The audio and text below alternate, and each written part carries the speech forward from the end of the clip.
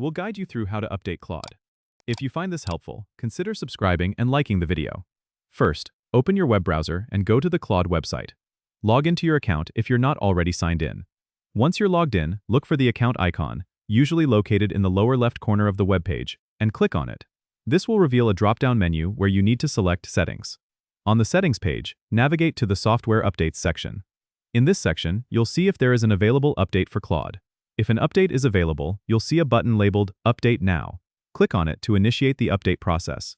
The update may take a few minutes, depending on your internet connection, so be patient.